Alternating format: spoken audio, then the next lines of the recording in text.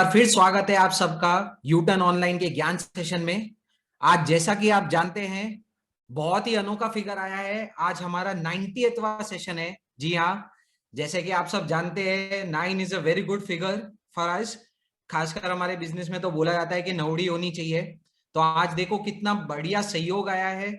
एक तो 90th session आ रहा है जिसका 9 का अंक आ रहा है, और साथ ही सोने पे सुहागा जो है वो है आज हमारे भगवान, यानी भगवान महावीर, जिनके शासन में हम सब अभी रह रहे हैं, जिनकी वाणी सुन के, जिनका ज्ञान सुन के हम सब यहाँ पे हमारे जीवन के लक्ष्य को अच्छा बनाने की कोशिश कर रहे हैं। उन्हीं भगवान महावीर की आज जन्म जयंती है।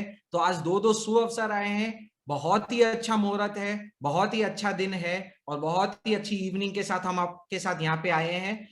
तो जैसे बार मैं वापिस से श्री सुमन जी कोठारी का इंट्रोडक्शन देना चाहूंगा। जो नहीं जानते हैं, शायद आप ये नहीं जानते होंगे कि हम दोनों यहाँ पे फेस वैल्यू में दिखते हैं आपके सामने, पर हमारी जो बैकबोन है, जैसे हम बोलते हुए हैं, यूटर्न सिर्फ 2 या 3 लोगों का समूह नहीं है, ये एक पूरा ग्रुप है, एक ग्रुप एफर्ट है। और ये यूटर्न संस्था के पीछे जो मेन बैकबोन है, जैसे कि हम बता चुके हैं, हमारे पेरेंट्स है, और उनसे भी बड़ी जो बैकबोन है वो श्री सुमन जी कोठारी है।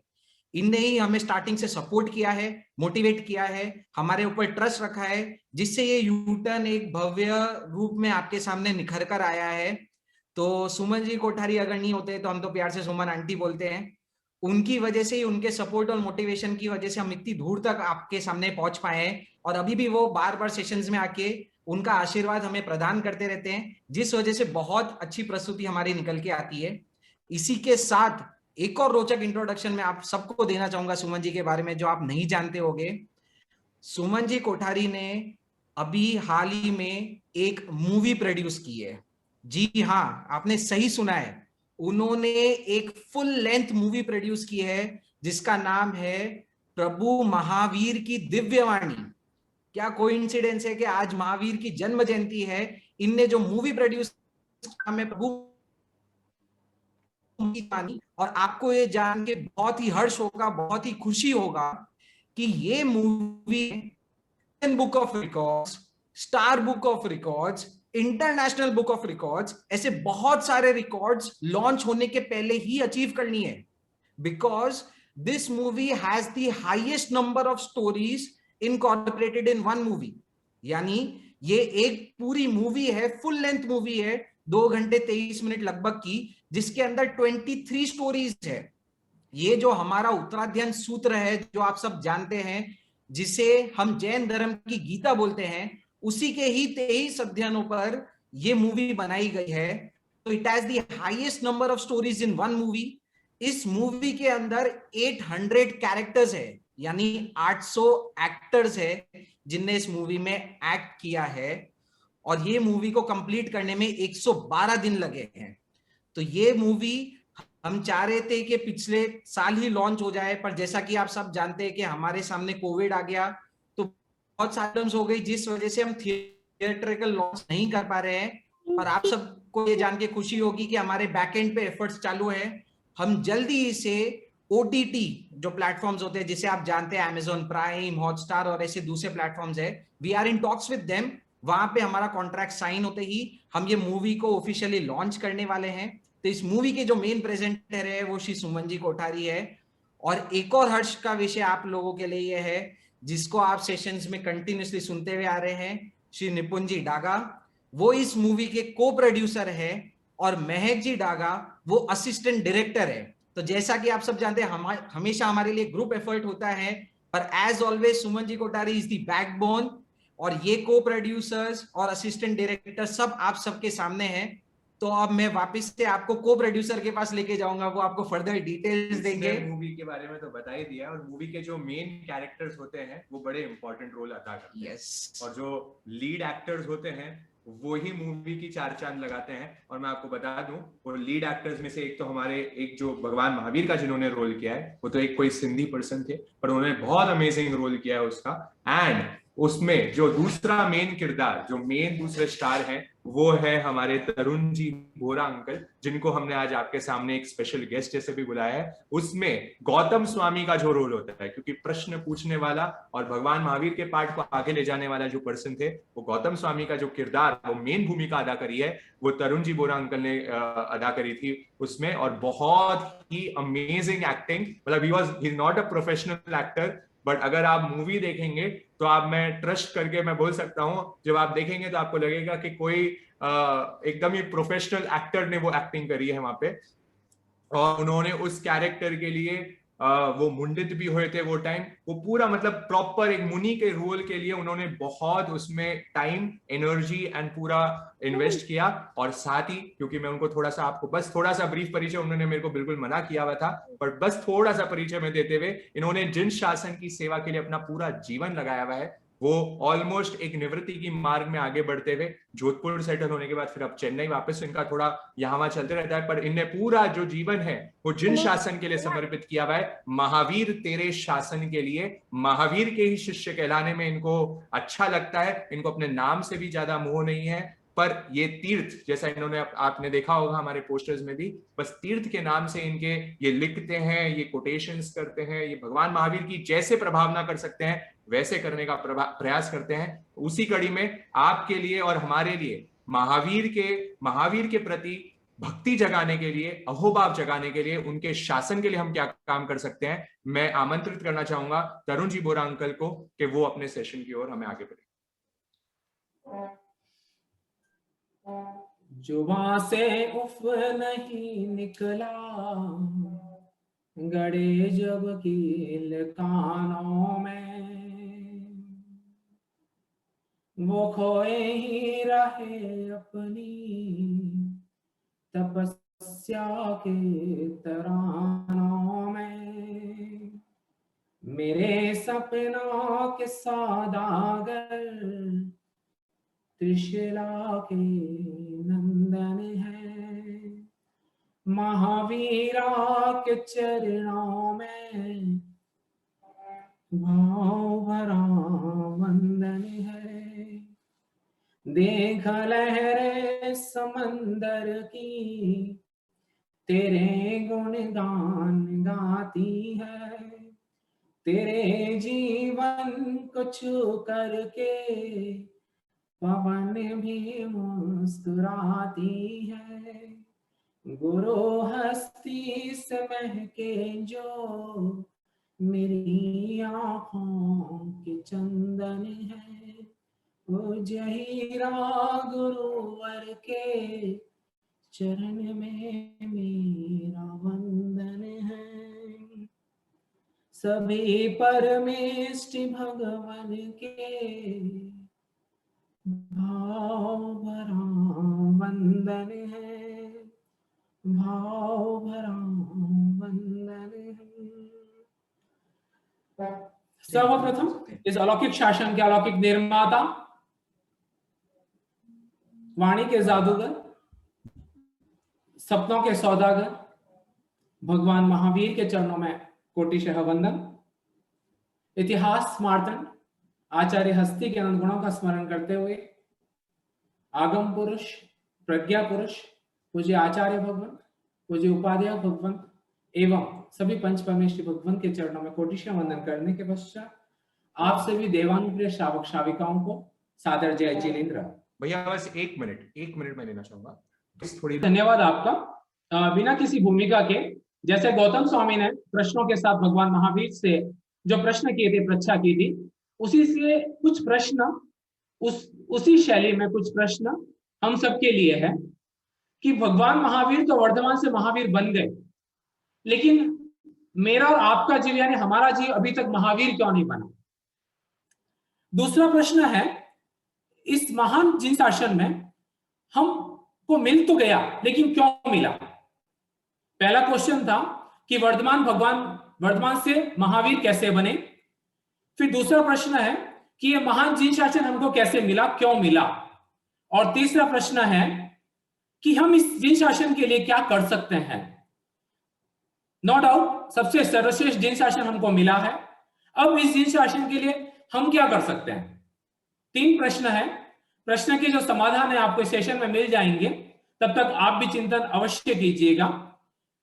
सबसे पहले जो भगवान महावीर का जन्म कल्याणक है, उसके लिए आप सभी को हृदय की अंतरिम गहराइयों से हार्दिक शुभकामनाएं, क्योंकि आज हमारे आराध्य अहिंसा क्या होता भगवान महावीर का जन्म कल्याणक है। इससे बढ़कर और क्या दिन हो सकता है?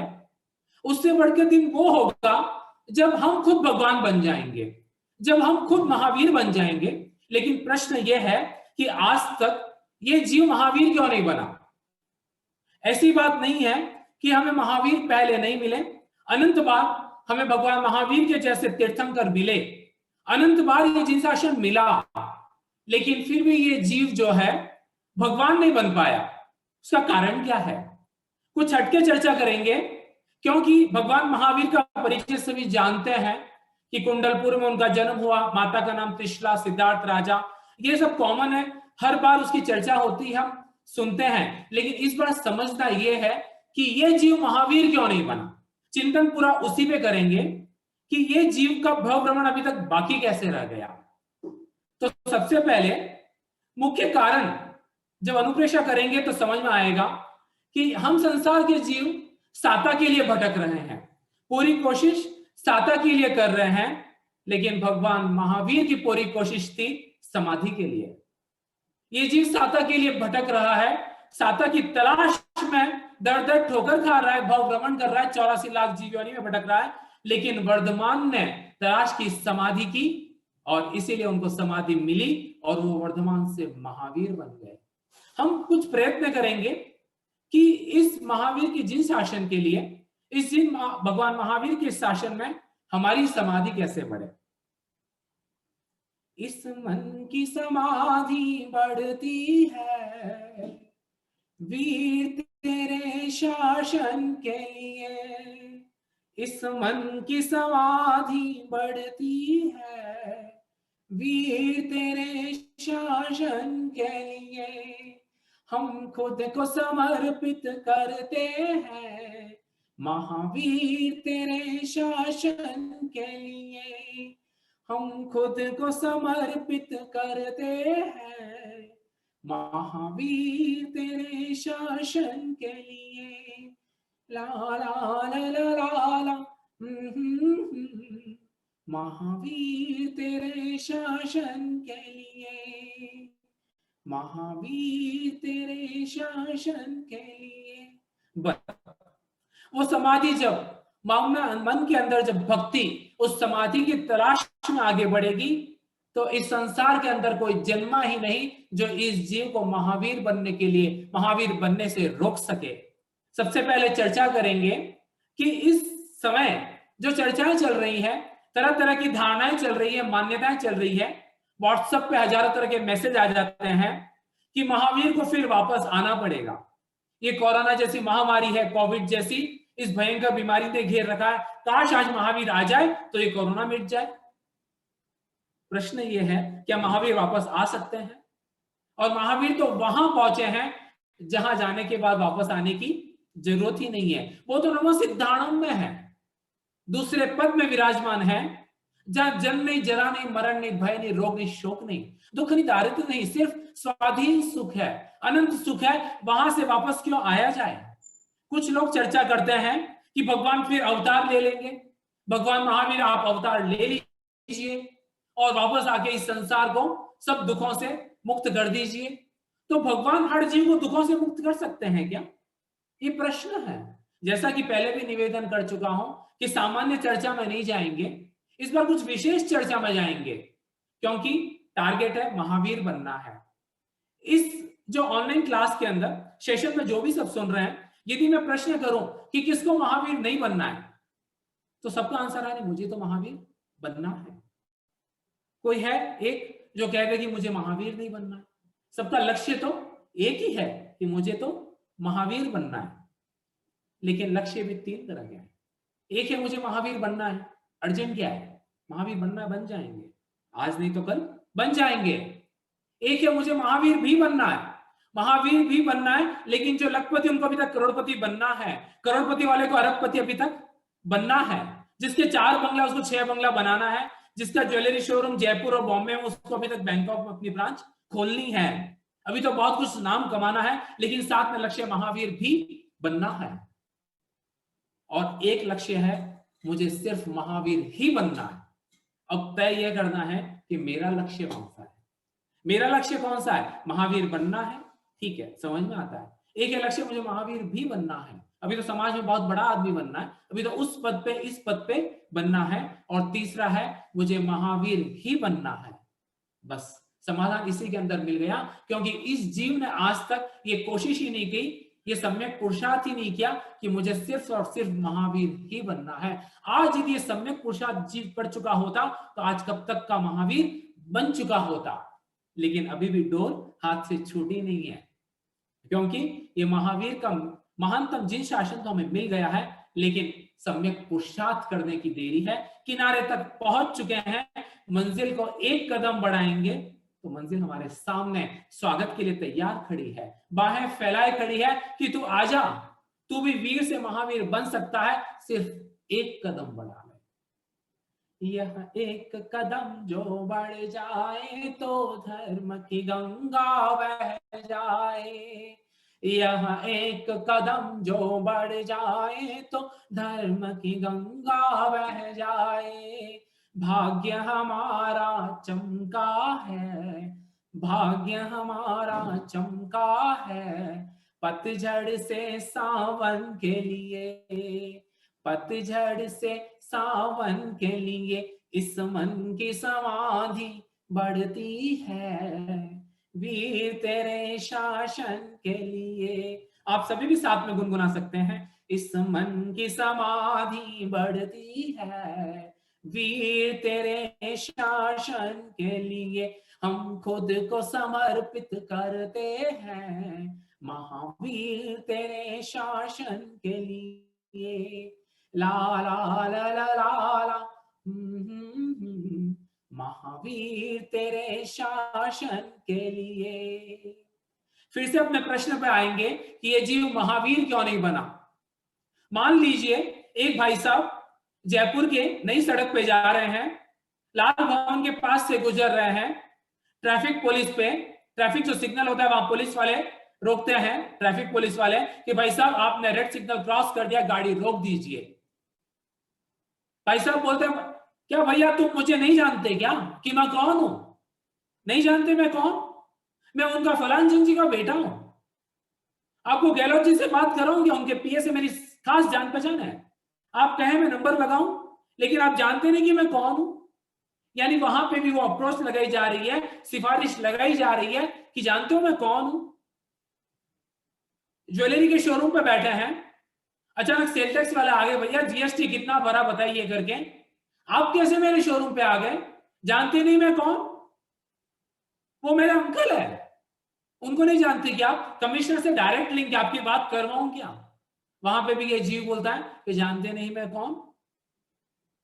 हर जगह पे एक शादी के अंदर 1000 लोग आए हुए हैं, वहां पे भी ये जीव बताना चाहते कि मैं कौन। अच्छा एक छोटा सा प्रश्न है, इस 24 तीर्थंकर जो 24 तीर्थंकर हुए, सबको नाम याद होंगे, मुझे अच्छी तरह पता है कि इस 24 तीर्थंकर के नाम क्या है, सब एकदम लाइन से सुना सकते हैं। जो पिछली 24वीं हुई थी, अनंत 24 बीत गई है, जो पिछली 24वीं हुई थी उसमें से 5 नाम गिना दीजिए। क्या उस 24 में से 5 नाम गिना सकते हैं? उन 24 तीर्थंकर में से 5 तीर्थंकर के नाम भी याद नहीं है, हम नहीं जानते हैं। जो 12 चक्रवर्ती हुए हैं उनके नाम भी नहीं जानते हैं, और हम चाहते हैं कि हमारा नाम याद रखा जाए, हम चाहते हैं कि लोग मुझे पहचानने लग जाए, हम बताना चाहते हैं कि मैं कौन। लेकिन भगवान महावीर ने नाम की साधना नहीं की, निर्नाम की साधना की, अनाम की साधना की, इसीलिए वो वर्तमान से महावीर बन गए। और ये जीव अभी तक नाम के चक्कर में है, इसलिए महावीर नहीं बन पाया। छोटा सा उदाहरण के साथ बात करेंगे। भगवान महावीर की साधना चल रही है, दीक्षा ली, दीक्षा के बाद बेले की तपस्या, बेले के साथ दीक्षा ग्रहण किए, बेले के प्रत्याख्यान के साथ में, और वहां पर एक ग्वाला आता है, बहुत कम लोग जानते होंगे, बहुत कम लोगों ने सुना होगा। सबने जरूर सुना होगा कि उनके कानों में कीले जो है ग्वाले ने डाले। वो परिचय है तो बहुत बाद में आया, वो उपसर्ग तो बहुत बाद में आया। यहाँ पे तो कहते हैं ना, सिर मुंडाते ओले पड़े। अभी तो राजकुमार वर्धमान ने दीक्षा ली है, आज दीक्षा लेने के बाद पहला दिन है, और वहां पे एक ग्वाला आया कि तुम मेरे बैल का ध्यान नहीं रख सके। जो बैलों के बांधने की रस्सी थी उसी के लेके तड़ातड़ भगवान पे प्रहार करते गया। भगवान का पूरा शरीर लहू लुहान हो गया, लेकिन भगवान के मुंह से नहीं निकला कि तुम जानते नहीं क्या मैं कौन। भगवान ने कहा ही नहीं, सहन कर लिया। थोड़ा सा और आगे बढ़ते हैं। दूसरे ग्राम में विचरण किए। जब विचरण कर रहे थे तो राजा की गुप्तचरों ने पकड़ लिया, और राजा के सैनिकों ने पकड़ लिया कि तुम कोई ना कोई भेदी हो, विश्वासघाती हो, हमारे राज्य की कुछ ठो लेने के लिए आया हो, तुमको हम जेल में बंद करेंगे। और बंदरों के अंदर डाल के राजा के पास लेके चले गए, और राजा के पास जाके लेके गए। राजा ने पूछा तुम कौन? मैं भिक्षु। वहां पे कहा ही नहीं कि मैं वर्धमान हूं, मैं राजा सिद्धार्थ के का राज दुलारा हूं, मैं महारानी त्रिशला की आंखों का तारा हूं, मैं महाराजा नंदीवर्धन का छोटा भाई वर्धमान हूं, मैं 24वां तीर्थंकर हूं। कहा ही नहीं कि मैं कौन हूं। यह थी महावीर का महावीरत्व। और वहां पे राजा उनको फांसी पे लटकाने के लिए तैयार हो गया। रस्सी टूट जाती है, चरम शरीरी जीव थे, अकाल मृत्यु को प्राप्त हो नहीं सकते। इतने परिचय काल कोठरी में डाल दिया गया, लेकिन कहा ही नहीं कि मैं कौन। जंगल में ध्यान में खड़े हैं, कुछ लोग आते हैं, सोचते हैं कि ये पेड़ की शाखाएं हैं, वहां पे उनके पैरों को लकड़ी समझ के उसके ऊपर ही खीर गर्म करना शुरू कर देते हैं, अग्नि जला देते हैं, पैर दू दू करके जल रहे हैं। लेकिन वहां पे भी अपने शब्दों को ये नहीं कहा कि तुम जानते नहीं मैं कौन। मैं 24वां तीर्थंकर महावीर हूं। मैं वो महावीर हूं जिसका शासन जयवंत है, 21,000 वर्ष तक चलेगा, और ये सामान्य लोग मेरे पांव पे आंख जला रहे हैं। इसके आगे की बात करते हैं कि भगवान जब लाट प्रदेश में गए, कुत्ते छोड़े गए, बिच्छू छोड़े गए, सांप छोड़े गए। पूज्य भाग्य भाई महाराज साहब लिखते हैं आचारांश सूत्र की प्रस्तावना में कि आचारांश सूत्र के 90वें अध्ययन को, पहले अध्ययन को यदि पढ़ लिया जाए तो जो सहृदय है, जो करुणावान जीव है, वो भगवान महावीर की जो साधना को यदि पढ़ ले तो जन्म जन्म के लिए, भव भव के लिए भगवान महावीर की शरण को स्वीकार किए बिना रह ही नहीं सकता। ये थी भगवान की महासाधना। लेकिन उस साधना में एक बार भी कहीं नहीं आया कि तुम जानते नहीं मैं कौन। आगे की बात करें, जब वो पहला ग्वाला कष्ट दे रहा है, वहां पे शकेंद्र अपने ध्यान में, अवधि ज्ञान में देखता है कि देखो तो सही, भगवान महावीर के दीक्षा का बाद पहला दिन है, भगवान क्या कर रहे हैं। और वो जब अपने ज्ञान में देखता है तो पूरा पासा पलटा हुआ है। वहां पे देखता है ग्वाला जो है मरणांतर प्रहार कर रहा है प्रभु महावीर के ऊपर। वो शकेंद्र आता है, उस ग्वाले को समझाता, तू जानता नहीं है कौन है? बोले मैं नहीं जानता। बोले ये महापुरुष है, परमात्मा बनने वाले हैं। ग्वाला बोलता मैं जानता, मैंने उनको पूछा था आप कौन है, लेकिन ये तो बोले मैं कौन, मैं बोला ही नहीं, उन्होंने बताया नहीं कि मैं कौन। तो शकेंद्र भगवान से बारंबार क्षमा याचना करता है और भगवान को कहता है, भगवान मैं आपसे निवेदन करता हूं कि मैं आपकी सेवा में रहने को तैयार हूं। ऐसे ऐसे कर्म आपने बांधे हुए हैं, वो कर्म सब आपको उदय में आने वाला है, मैं उन सब कर्मों से, उन सब संकटों से आपकी रक्षा करूंगा करके। तो भगवान का जो संवाद था शकेंद्र के साथ बहुत ही मार्मिक संवाद है, बहुत ही जीवन के अंदर धारण करने योग्य संवाद है। भगवान कहते हैं शकेंद्र आज तक कभी ऐसा हुआ नहीं, ये जीव ने जो कर्मों का बंधन किया है वो स्वयं जीव खुद ही भुगतना पड़ता है, उसमें कोई सहयोगी बन नहीं सकता है। मेरे किए हुए कर्म सिर्फ और सिर्फ मुझे ही भुगतने पड़ेंगे। आज तक ऐसा हुआ नहीं है कि तीर्थंकर किसी और के सहयोग से, किसी और के आधार से उन कर्मों के कर्जे को चुकता कर ले करके।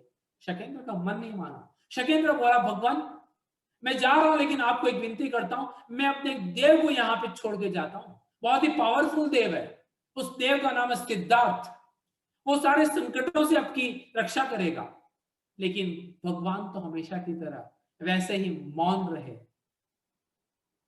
और उस देव को जो है भगवान की सेवा में छोड़ के शकेंद्र चला गया। अब भगवान के कर्म देखिए, और भगवान के जो चिकने कर्म थे, वहां पे जब भी कोई परिचय आता है, जब परिचय उदय में आ रहा है, तो उस देव को कभी सरोवर अच्छा लग रहा है, कभी कोई बगीचा अच्छा लग रहा है, कभी कोई उद्यान अच्छा लग रहा है, वो वहां घूमने के लिए जाता है, पीछे भगवान के ऊपर उपसर्ग आ जाता है। तो सोच के देखिए कि भगवान का कैसा कर्म, लेकिन भगवान जाते जाते अपने जीवन चरित्र से ये संदेश देके गए कि जो कर्म मैंने किए थे मुझे ही भुगतने पड़े, और जो कर्म आप कर रहे हो वो सिर्फ और सिर्फ आपको ही भुगतने पड़ेंगे।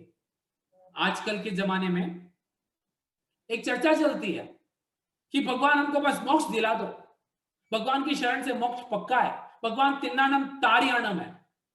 तो छोटा सा प्रश्न करूंगा कि भगवान यदि तिन्नानम तारियाणम है, जिस वास्तविक अर्थों में, जिस अर्थों में हमने समझा है, तो भगवान महावीर के साधु थे 14,000 साधु, उन 14,000 साधुओं में सिर्फ 700 साधु ही केवली थे, 700 साधु ही मोक्ष पहुंचे। जब 14,000 साधु ने भगवान महावीर के पास दीक्षा ग्रहण की, भगवान महावीर के पास संयम लिया, तो 14,000 साधु ही मोक्ष क्यों नहीं गए?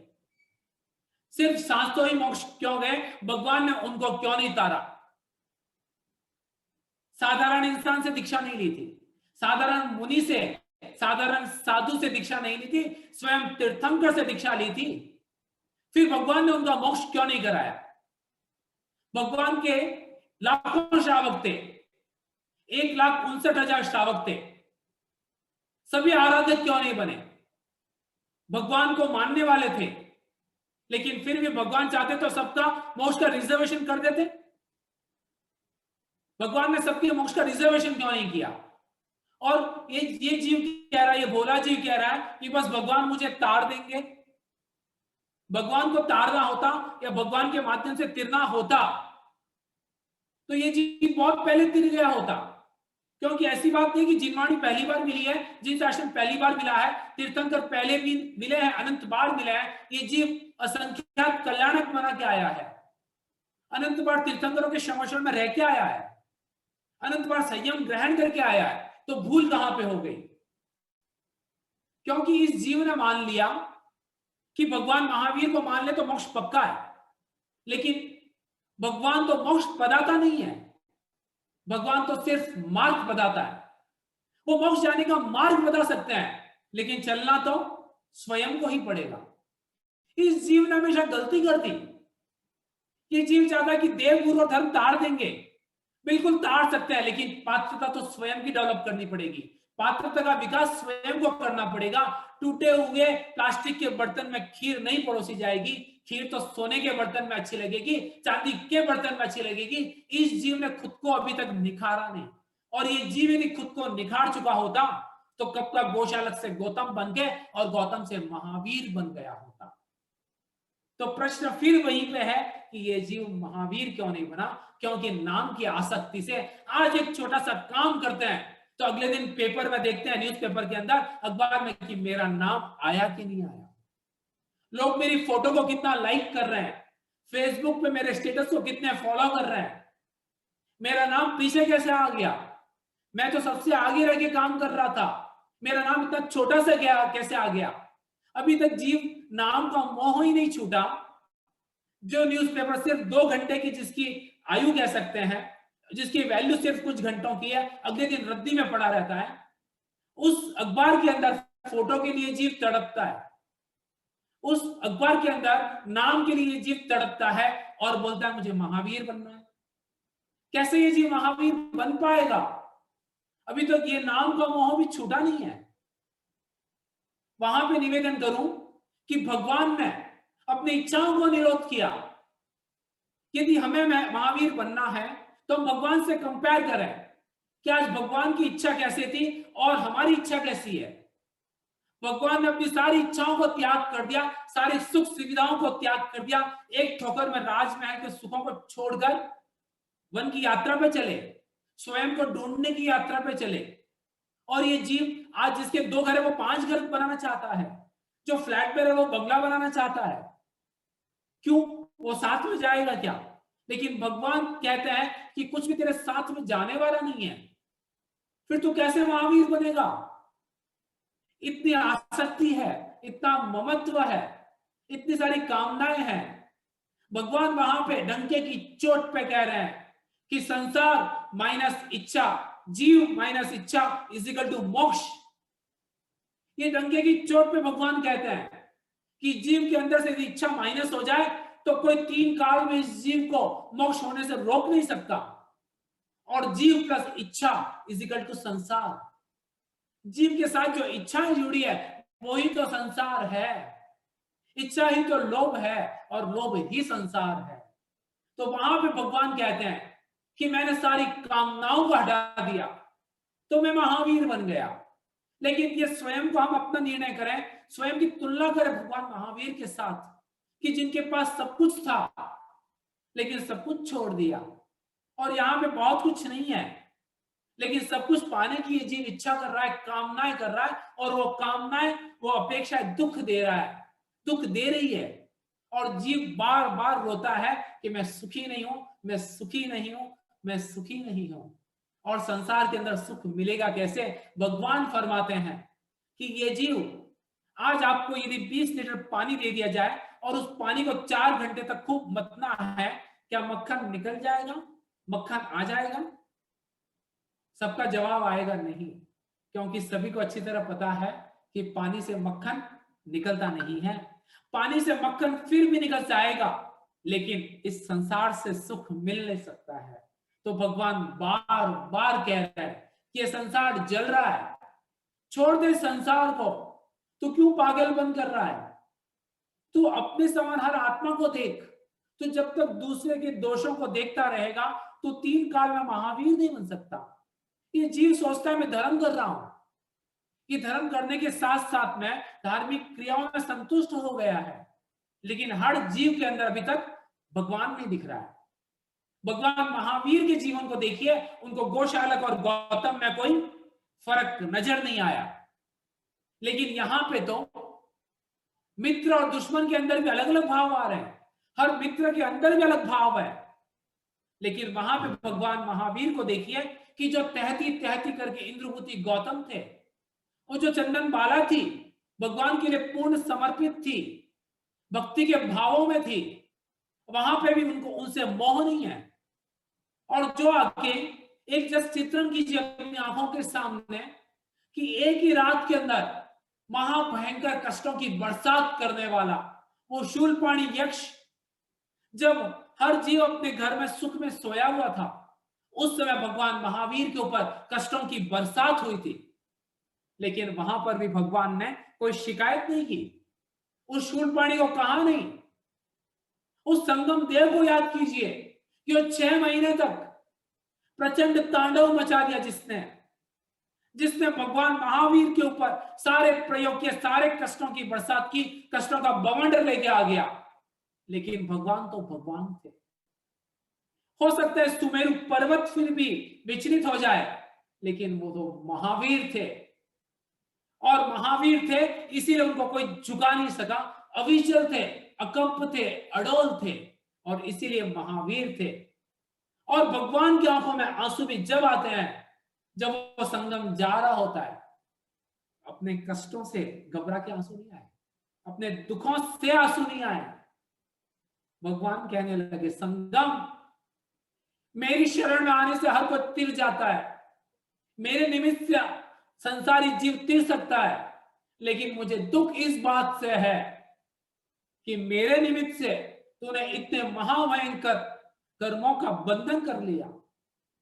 ये सोच के देखिए, ये भावना कि 6 महीने तक 1 घंटा नहीं, 2 घंटा नहीं, 3 घंटा नहीं, 1 दिन नहीं, 2 दिन नहीं, 3 दिन नहीं, पूरे 6 महीने तक नॉन स्टॉप उस संगम जीव ने जो तकलीफें भगवान को दी, यदि उसका चित्रण भी सामने कर लिया जाए, उसका विवरण भी पढ़ लिया जाए, तो आत्मा कांप उठती है। 3.5 करोड़ रोम घबरा जाते हैं कि भगवान आप कितने ग्रेट थे, जो आपने उन कष्टों को उफ तक नहीं किया। कवि के शब्दों में कहें कि तूफान थे वो ऐसे जो रुक न सके, तूफान थे वो ऐसे जो रुक न सके, चट्टान से मजबूत थे कब कहां झुके, वे चल दिए जिधर सब विश्व झुक गया, उनके कदम बढ़े जब सागर भी रुक गया, उनके कदम बढ़े जब सागर भी रुक गया। ये थी भगवान का महावीरत्व, क्योंकि शिकायत किसी से नहीं, किसी का दोष नजर नहीं आ रहा, हर जीव के अंदर गुण नजर आ रहे हैं, हर जीव के प्रति करुणा की बरसात हो रही है, अनुकंपा का झरना बह रहा है। और हम देखें एक छोटे से एग्जाम्पल के लिए कि हम अपने दुखों में कितना रोते हैं। क्या कोई जीव ऐसा है जो आज तक रोया नहीं? किस चीज के लिए रोए, किस चीज के लिए नहीं रोए? बचपन से रोते ही तो आ रहे हैं। कभी मान सम्मान नहीं मिला तो रोने लग गए, कभी न्यूज़पेपर के अंदर फोटो नहीं छपी तो रोने लग गए, किसी प्रियजन ने साथ छोड़ दिया तो रोने लग गए, धन संपत्ति नहीं मिली तो रोने लग गए, करोड़ों की जगह करोड़ों में से कुछ लाख कम मिल गए तो रोने लग गए। ये जीव रोता ही तो रहा, रोता ही तो रहा, लेकिन किसके लिए रोया? स्वयं के लिए रोया। और यदि आज महावीर के लिए रोया होता तो आज ये जीव कब का महावीर बन गया होता। याद करें, एक छोटी सी बालिका, उसकी आंखों के सामने उसकी माताजी जो है, उसकी मां अपने शील के लिए बलिदान दे रही है, उसकी आंखों के सामने माता प्राण त्याग रही है, लेकिन आंखों से आंसू नहीं आए। छोटी सी बालिका है वो। बालिका जब उसको अपहरण करके ले जाया जा रहा है, बीच चौराहे पे बेचा जा रहा है, लेकिन आंखों पे आंसू नहीं आए। बात इसलिए कर रहा हूं कि ये जीव रोया तो बहुत बार है, लेकिन जिसके लिए रोना चाहिए था उसके लिए नहीं रोया, स्वयं की आत्मा के लिए नहीं रोया, स्वयं की आत्मा को परमात्मा बनाने के लिए नहीं रोया, परमात्मा महावीर के लिए नहीं रोया, महात्मा गुरु के लिए वैसा नहीं रोया जैसा रोना चाहिए था, उस भक्ति के भाव में नहीं रोया। तो वहां पे वो बालिका को, उस कुमारी कन्या को बीच चौराहे पे बेचा जा रहा है, लेकिन आंखों में आंसू नहीं आए। वेश्या हाथ पकड़ के खींच के लेके जा रही है, फिर भी आंखों में आंसू नहीं है। बीच चौराहे पे बोली लग रही है, लेकिन आंखों में आंसू नहीं है। जहां पे गई वहां पे सेठानी चरित्र पे लांछन लगा रही है, कलंक लगा रही है, लेकिन आंखों में आंसू नहीं है। पराकाष्ठा, कष्ट की पराकाष्ठा हो गई, कष्ट की सभी सीमाएं पार हो चुकी है। सुंदर से केश को मुंडित कर दिया गया, कालिक पोत दी गई है, सुंदर वस्त्रों के बदले मैले कुचेले वस्त्र पहना दिए गए हैं, हाथों में बेड़िया है, हाथों में हथकड़ियां है, पांवों में बेड़िया है, तल घर के अंदर बंधन में है। 3 दिन से अन्न का एक दाना भी नहीं गया, पानी की एक बूंद भी नहीं है, लेकिन आंखों से आंसू नहीं आए।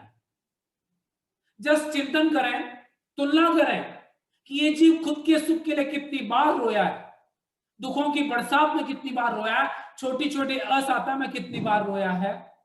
और वहां पे बात करें उस चंदन बाला की कि इतने सारे कष्टों में रोई नहीं, लेकिन जब मेरे भगवान मेरे दहलीज से लौट रहे हैं, मेरे घर आंगन से लौट रहे हैं, तब आंखों से बरसात हो रही है और वो 2 आंसू भगवान को रोक देते हैं।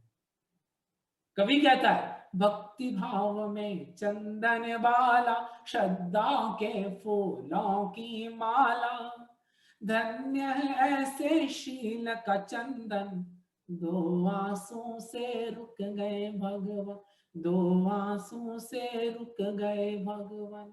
वो 2 आंसू भक्ति के आंसू थे, वो ताकत थी 2 आंसुओं की, जो स्वयं तीर्थंकर को रोकने की ताकत रखते थे, तीर्थंकर को मोड़ने की ताकत रखते थे। और उन भक्ति के 2 आंसू से चंदन बाला स्वयं महावीर बनने के लिए उस यात्रा पे निकल गई। जरा चिंतन कीजिए, उस तीर्थंकर की शक्ति का चिंतन कीजिए, भगवान महावीर की शक्ति का चिंतन कीजिए कि एक छोटी सी अंगुली में इतना बल, इतनी ताकत कि संसार के जितने भी इंद्र, शकेंद्र, नरेंद्र, राजेंद्र, गजेंद्र, सभी इंद्र, 64 तरह के इंद्र मिलकर भी, असंख्यात देवता मिलकर भी, सभी चक्रवर्ती वासुदेव, सभी केसरी सिंह, सभी राजा महाराजा, योद्धा महारथी मिलकर भी, सब मिलकर भी भगवान महावीर की को हिलाना तो दूर, भगवान महावीर की सबसे छोटी सी उंगली को भी मोड़ नहीं सकते। यह है तीर्थंकर की ताकत।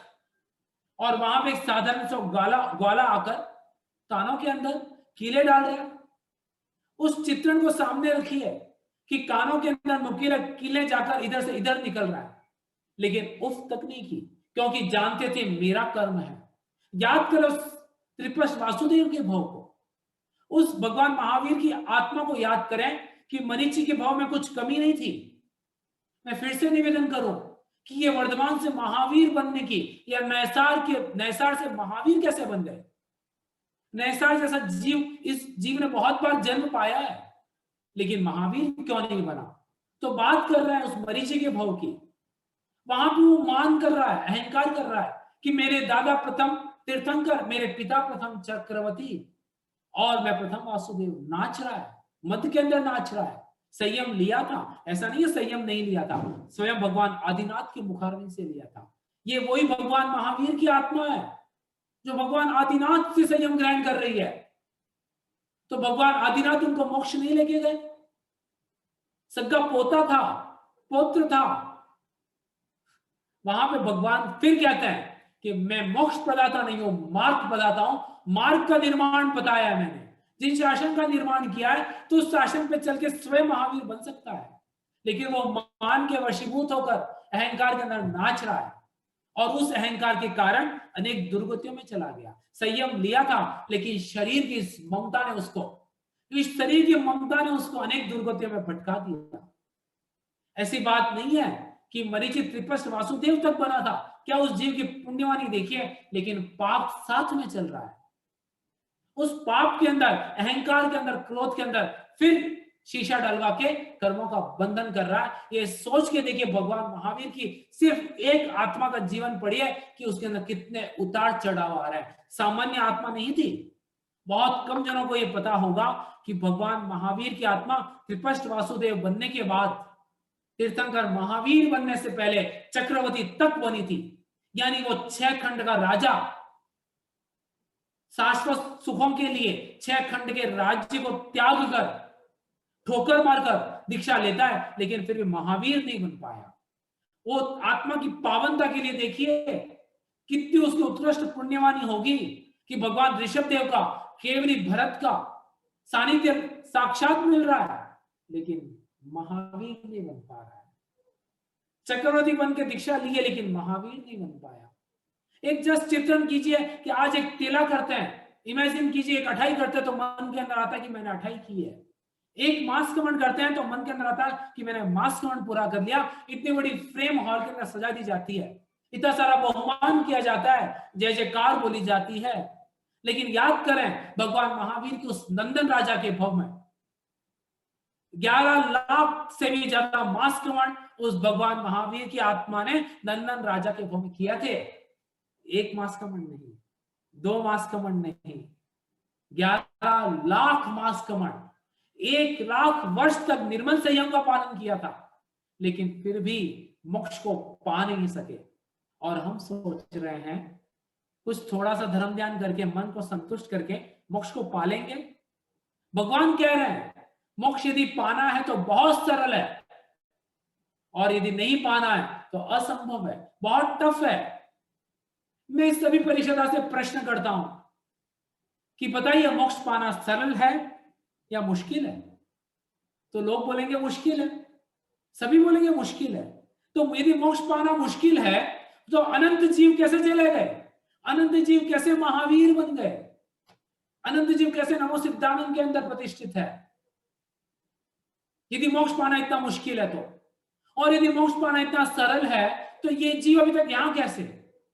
ये जीव अभी तक मोक्ष क्यों नहीं गया? हम सब यहां कैसे? हम सब यहां क्यों?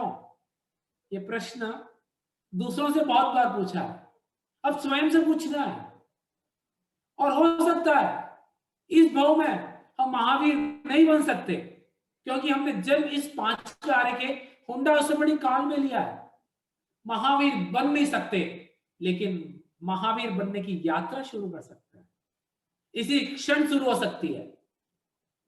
और जब हम केवली बनेंगे, जब हम महावीर बनेंगे, तो ये भाव हमारा उस काउंटिंग में आना चाहिए कि इस भाव में इस जीवात्मा ने संकल्प किया था कि मुझे महावीर बनना है, बनना है, बनना है। वो दीवानगी चाहिए, वो पागलपन चाहिए कि मुझे कुछ नहीं चाहिए, मुझे सिर्फ महावीर चाहिए। उस एवंता को याद कीजिए, छोटा सा बच्चा था लेकिन महावीर के प्रति पूर्ण समर्पण था। समर्पण कैसा? वो कवि कहते हैं, जो वीर हृदय में बस जाए तो नाव मेरी भी तिर जाए। जो वीर हृदय में बस जाए तो नाव मेरी भी तिर जाए। भव सागर से तिरना है, एवंता सा तिर जाए। मुक्ति के सागर के लिए इस मन की समाधि बढ़ती है, वीर तेरा शासन के लिए। हम खुद को मिटा भी सकते हैं, महावीर तेरे शासन के लिए। ला ला ला ला ला ला ला, महावीर तेरे शासन के लिए। इस जीवन को समर्पित करना पड़ेगा। कोई ये तो शासन का उपकार है कि हमें ये शासन मिला, ये महान भगवान महावीर का शासन। क्या ये महावीर के शासन का सौभाग्य हो सकता है कि हम अपने जीवन को भगवान महावीर के लिए समर्पित कर दें, इस जिन शासन के लिए समर्पित कर दें? ये सौभाग्य होगा। ये सौभाग्य होगा जिन शासन का कि इस कंधों के ऊपर ये जिन शासन विश्वास कर सके कि आज मेरे पास भी वो कंधे हैं जो भविष्य के महावीर बनने वाले हैं। मेरा कंधा इस महावीर के शासन के लिए है या नहीं, ये मेरा सौभाग्य है, क्योंकि ये शासन तो 21,000 वर्ष तक चलेगा, जयवंत चलेगा। लेकिन उसके लिए हमें कुछ संकल्प करने होंगे, हमें उस प्यास को जगाना होगा।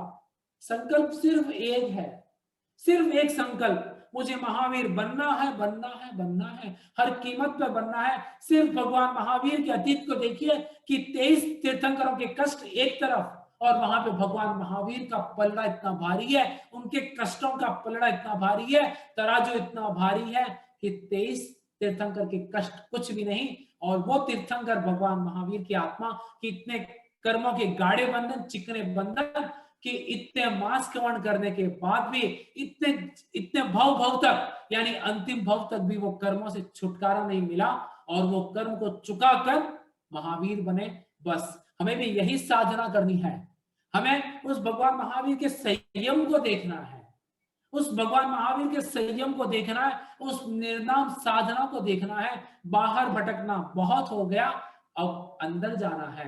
भगवान महावीर का पूरा पराक्रम आत्मा के ऊपर था और ये जीव दूसरों को तोलने के लिए रखा है। तोलने के लिए इसकी दृष्टि जाती है कि आप ऐसे हो, वे ऐसे हैं, लेकिन इस जीव ने आज तक ये नहीं सोचा कि मैं कैसा हूं करके। बस यदि मैं को हटा देंगे तो उस मैं को पालेंगे, उस मैं को पाना ही है। और जब सामने मंजिल दिख रही है, जिन शासन बोल रहा है कि तू आजा, बस एक कदम बढ़ा ले, और जब ये जीव गाएगा कि तकदीर मेरी अब बदल गई है वीर विधाता जीवन के, तकदीर मेरी अब बदल गई है वीर विधाता जीवन के, हाथों की लकीरें बदली है, हाथों की लकीरें बदली है, वीर तेरे शासन के लिए इस मन की समाधि बढ़ती है, वीर तेरे शासन के लिए हम खुद को समर्पित करते हैं, महावीर तेरे शासन के लिए। एक छोटा सा, बस last but not the least, एक उदाहरण, एक छोटा सा प्रश्न अगेन करना चाहूंगा कि भगवान महावीर के अनन्य भक्त राजा चेटक, इतिहास के पन्नों को उठा के देखें कि भगवान महावीर के श्रवणोपासक थे राजा चेटक, जो उनके सांसारिक मामा थे। इधर भगवान महावीर का अनन्य भक्त कौणिक, जो राजा सैनिक का बेटा था। वो भगवान के प्रति इतनी कौणी की भक्ति कि जब तक भगवान महावीर के साता के समाचार नहीं सुनता तब तक अन्न और जल ग्रहण नहीं करता था। इतनी भगवान का भक्त जबरदस्त, इधर चेटक राजा भगवान महावीर का भक्त, और दोनों के अंदर महासंग्राम होने वाला है। उस दोनों के अंदर जो महासंग्राम होने वाला है, उस महासंग्राम के अंदर 18 अक्षोहिणी सेना का नाश हो गया। इतने सारे पंचेंद्र जीवों की हिंसा हुई, घात हुई, विराधना हुई।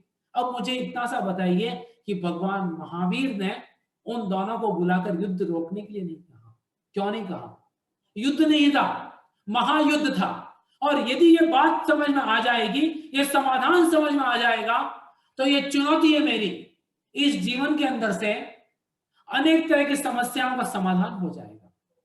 क्योंकि ये जीव रोता रोता आया है, आज भी रो रहा है, और वो सारा रुदन मिट जाएगा। ये विश्वास है, ये दावा है। दोनों ही भगवान महावीर के भक्त थे, सिर्फ इतना सा संकेत मात्र कर देते, ये युद्ध को रोकना है। ये जीव प्रयत्न करता है, बार बार प्रयत्न करता है, मैं ऐसा करूं तो ऐसा हो जाएगा, मैंने ऐसा किया इसलिए ऐसा हो गया, मैंने ये काम किया, मैंने ये होशियारी की, चतुराई की, ये कार्य में कुशलता मेरी थी, इसलिए सारे काम हुए हैं। लेकिन वहां पे भगवान एक संकेत भी नहीं करते, न चेटक को करते हैं, न कुणिक को करते हैं कि ये युद्ध रोक दो करके। क्योंकि समाधान मेरा गुरु कृपा से, महापुरुषों से, तीर्थंकर कभी प्रकृति में दखल नहीं देते।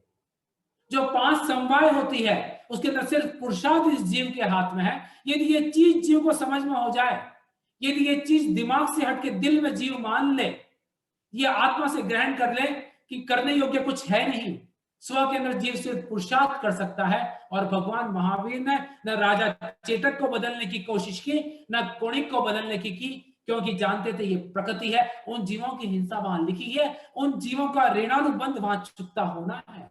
लेकिन जहां भगवान जानते थे गौतम की पात्रता को, तो एक छोटी सी भूल के लिए गौतम को कहते हैं, गौतम जाओ और आनंद श्रावक से क्षमा याचना करके आओ। जो अंगूठे लब्धि बसे भंडार थे, उनको कहा जाता है कि आप जाओ और उस महाशतक को चेता कराओ, उस महाशतक को आलोचना करवा के आओ।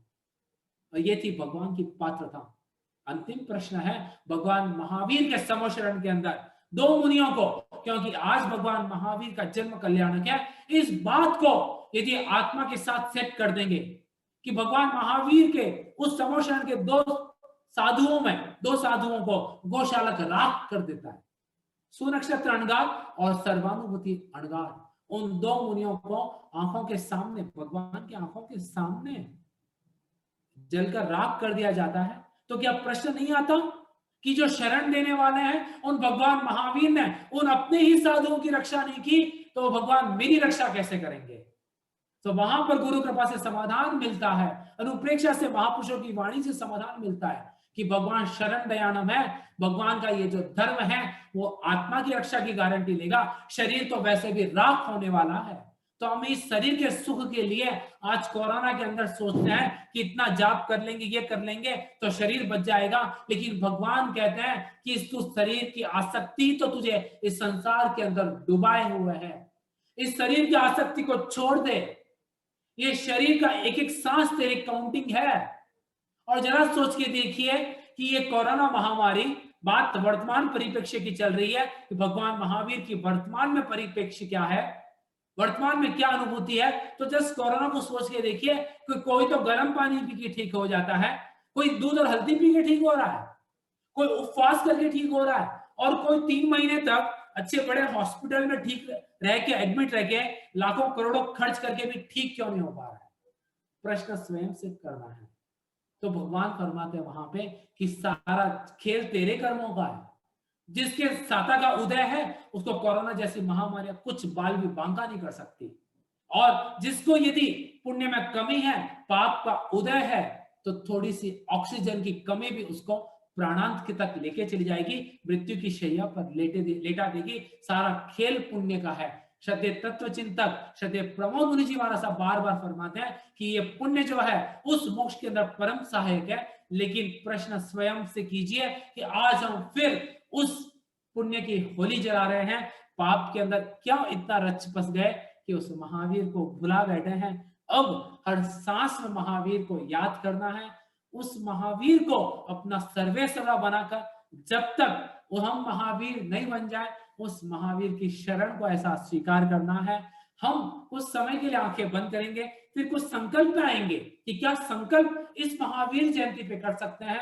आज तक इस जीव ने सिर्फ जयकारों के साथ महावीर जयंती मनाई है, लेकिन भगवान कहता है कि जयकारों से शासन नहीं चलेगा, शासन के लिए समर्पण चाहिए, सर्वतोभावेन समर्पण चाहिए। और आज इस जीव को वैसा संकल्प करने पड़ेंगे, वैसा इस मन के अंदर प्रतिज्ञा करनी पड़ेगी, क्योंकि जब लक्ष्य क्लियर हो गया है कि मुझे तो महावीर बनना ही है।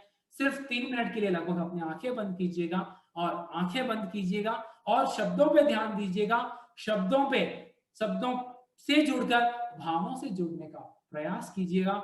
जब नमो अरिहंताणं बोला जाएगा, उसके बाद आपको कुछ संकल्प कराए जाएंगे। हम सभी अपनी आंखें बंद करेंगे, क्योंकि बाहर की आंखों से भगवान के दर्शन हुए नहीं हैं और भीतर की आंखों से महावीर के दर्शन नहीं हो, ऐसा हो नहीं सकता। इस जीव ने हमेशा भगवान के पास मिन्नतें की है, ये चाहिए वो चाहिए, लेकिन आज बंद आंखों से उन भावों के साथ भगवान को ये जीव कहता है कि महावीर, बस मुझे महावीर बनना है। और हृदय के अंदर जाके देखिए, हृदय के उस मन मंदिर में देखिए जहां विराजित है भगवान महावीर। हम भगवान महावीर को देख रहे हैं, अनुभूति कर रहे हैं, लेकिन पहचान नहीं पा रहे हैं। भगवान की आंखों से करुणा का झरना बह रहा है, भगवान के चेहरे पे कितना वात्सल्य है, भगवान की रोम रोम से प्रेम का झरना बह रहा है। ये जीव सोच रहा है ये कौन है, वहां पे आवाज आती है, आवाज तू सुनकर मेरी पहचान ले, महावीर हूं मैं ही तेरा यह जान ले। आकाश के इस छोर से देखूं तुझे, कुछ तो बड़ा अपने कदम पाले मुझे, जरा देर से बड़ी दूर से माया मुझे, अब जल्द ही मेरे देश में आना तुझे, आना तुझे।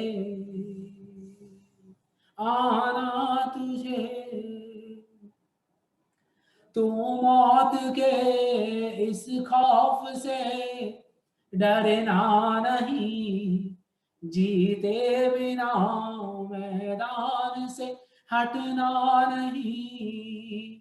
यह खेल है अस्तित्व का यह जानना, ये युद्ध है बस शौर्य का मत हारना।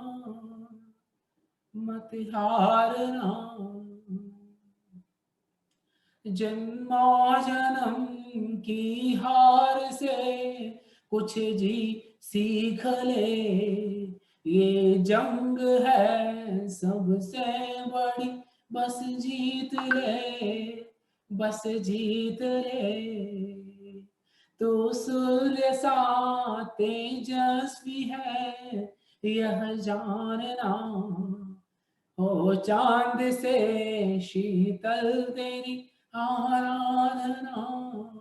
भगवान बार बार कह रहे तू सूर्य के समान तेजस्वी है, ये तेरी अंतिम लड़ाई है, इस लड़ाई में तू पीछे मत मुड़, तो इस जंग को जीत ले, तेरे सामने तेरा मोक्ष है और ये जंग को तुझे जीतना ही है, हर कीमत पर, हर मूल्य पे जीतना है। तो कमजोर मत बन, तो दर्द के एहसास से झुकना नहीं, तकलीफों के तूफान से झुकना नहीं।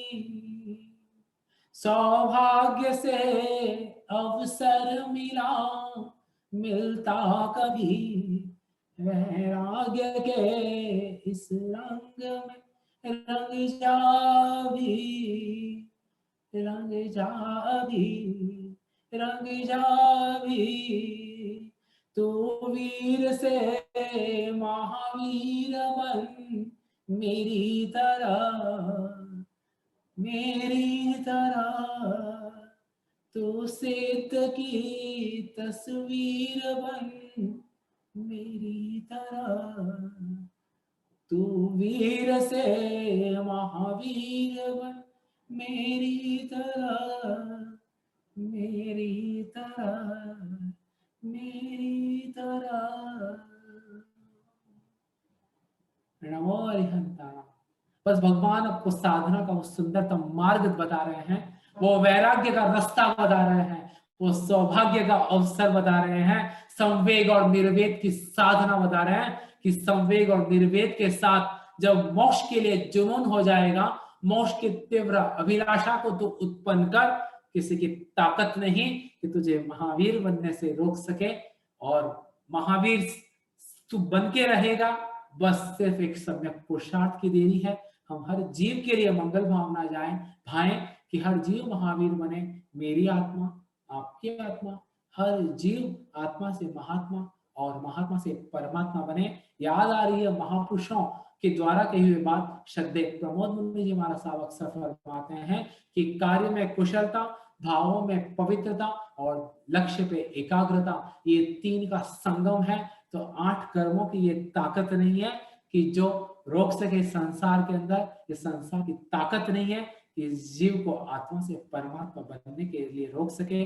तो ये महावीर जयंती, ये महावीर जन्म कल्याणक मनाना हमारा सार्थक हो जाएगा कि जो ये संकल्प कर लें कि मुझे तो बस मोक्ष चाहिए, चाहिए, चाहिए। आपकी आत्मा, मेरी आत्मा, हर जीवात्मा इस लक्ष्य के आगे बढ़े, सम्यक पुरुषार्थ करे। यही मंगल भावना के साथ सादर जय जिनेन्द्र। बारंबार खमत कामना करते हुए आगे ध्यान का सेशन है और जिज्ञासा का सेशन है। मैं निवेदन करूंगा निपुण जी डागा से कि आगे ध्यान के सेशन के लिए इसी तरह भगवान महावीर सहित सभी पंच परमेष्ठी भगवान की सादर जय जिनेन्द्र देते हुए आप सभी को अनंत धन्यवाद देते हुए कि आप सभी के कारण भगवान महावीर के लिए ये भक्ति का प्रसंग हुआ, स्वाध्याय करने का प्रसंग हुआ। अनंत अनंत धन्यवाद के साथ, अहोभाव के साथ, जय जिनेन्द्र। बहुत बहुत धन्यवाद तरुण अंकल आपका, और बहुत ही अमेजिंग और बहुत ही ब्यूटीफुल सेशन हमारे समक्ष यहाँ रखा है। महावीर स्वामी हमारे भगवान महावीर के लिए अहोभाव जगाते हुए उनके शासन में हम कैसे हमारी भूमिका कर सकते हैं, हम कैसे महावीर के पथ पे बढ़कर भगवान महावीर स्वयं बन सकते हैं। और 2600 वर्ष पहले 599 BC अकॉर्डिंग टू हमारे हिस्टोरिकल फैक्ट से 599 BC में भगवान महावीर का जब जन्म हुआ, लगभग अभी से 2600 वर्ष हो चुके, पर भगवान महावीर की टीचिंग्स, उनकी लर्निंग्स यथावत आगे तक पहुंच पाई और हम तक पहुंचाई। उसमें बहुत अनेक आचार्यों की भूमिका रही, तब हमें जाके जिन शासन की प्राप्ति हुई। और ऐसे सूच श्रावक हमें मिलते रहे जिनसे वाणी उत्तरोत्तर आगे और बढ़ते रहेगी। जो आज हमें इतनी सारी जानकारी, तरुण अंकल ने उनके स्वाध्याय, निरंतर उनका स्वाध्याय का क्रम चलते ही रहता है, वो खुद बनाते हैं भजन, खुद लिखते हैं, खूब सारी चीजें कर रहे हैं जिन शासन के लिए। हम इनको देख के, इनकी वाणी सुन के, और भगवान महावीर की जो वाणी, भगवान महावीर के लिए जो अहोभाव ने हमें बताया, हम भी वैसा ही कुछ करने का प्रयास करें। हम भी जीवन में कुछ ना कुछ भगवान महावीर के शासन के लिए तो ठीक है, भगवान महावीर के जो टीचिंग्स है हम स्वयं के लिए भी कर लें, वो भी बहुत हो जाएगा। हम खुद के लिए खुद का शासन, उनका शासन को अपनाकर स्वयं पे अनुशासन कर ले तो हम मुक्ति के द्वार पर आगे बढ़ जाएंगे। यही भावना के साथ बहुत बहुत धन्यवाद, बहुत बहुत कृतज्ञता और बहुत बहुत अहोभाव अर्ज करते हुए तरुण भैया से, आपने आपका अमूल्य समय बस इन मेरे एक कॉल पे, मेरे एक निवेदन पे ये तैयार रहे, तत्पर रहे। ये ऑलरेडी आज ही फ्लाई करें, फ्लाइट से आज ही जोधपुर से चेन्नई आए हैं, पर फिर भी मेरे एक निवेदन पे ये तैयार है हमारे पूरे यूटर्न टीम के सहयोग में। पहले भी हमारे जोधपुर आदि के शिविर में इनका लाभ हमें मिलता ही रहा है और आगे भी मिलते रहेगा, ऐसी आपसे आशा है, ऐसी आपसे अपेक्षा है।